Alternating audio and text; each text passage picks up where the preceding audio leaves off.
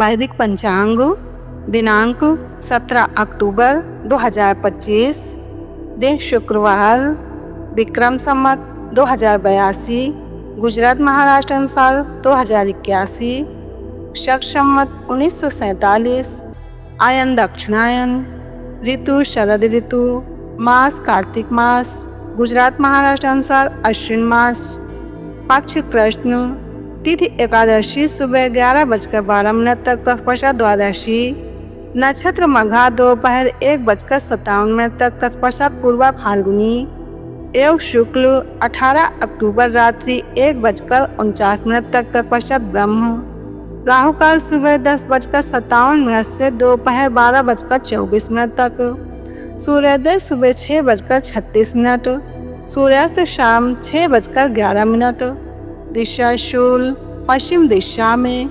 व्रत पर्व विवरण: रमा एकादशी ब्रह्मलीन मातुश्री श्री माँ महगीवा जी का महानिर्माण दिवस।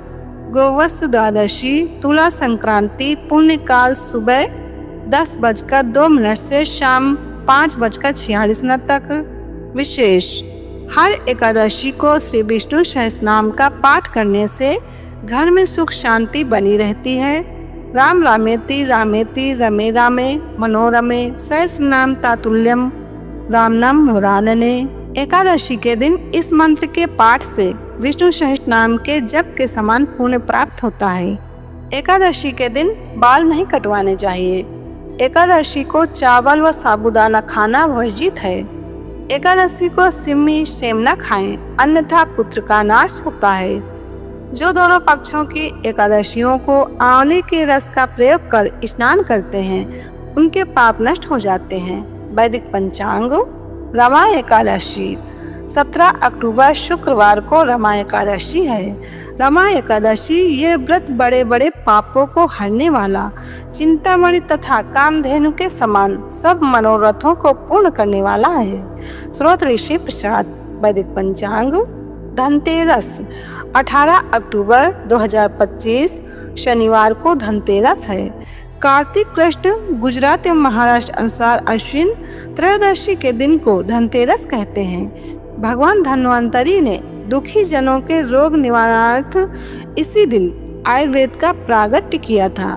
इस दिन संध्या के समय घर के बाहर हाथ में जलता हुआ दीप लेकर भगवान यमराज की प्रसन्नता हेतु उन्हें इस मंत्र के साथ दीपदान करना चाहिए। मंत्र है मृत्युना पास दांडाभ्याम कालेन सामया सह त्रयोदश्याम दीपदानात् सूर्यजा प्रियताम मम। त्रयोदशी के इस दीपदान के पास और दंडधारी मृत्यु तथा काल के अधिष्ठाता देव भगवान देव यम देवी श्यामलय सहित मुझ पर प्रसन्न हो। वैदिक पंचांग गोवत्स द्वादशी कार्तिक मास गुजरात एवं महाराष्ट्र अनुसार अश्विन मास की द्वादशी को गोवत्स द्वादशी कहते हैं। इस दिन यानी 17 अक्टूबर 2025 शुक्रवार को दूध देने वाली गाय को उसके बछड़े सहित स्नान कराकर वस्त्र ओढ़ाना चाहिए।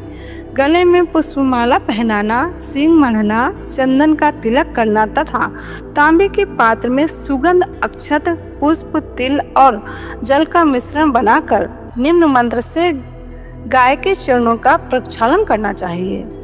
क्षीरोदार्णव संभूते सुरासुर नमस्कृते सर्वदेवमये मातर्ग्रहणार्घ नमो नमः।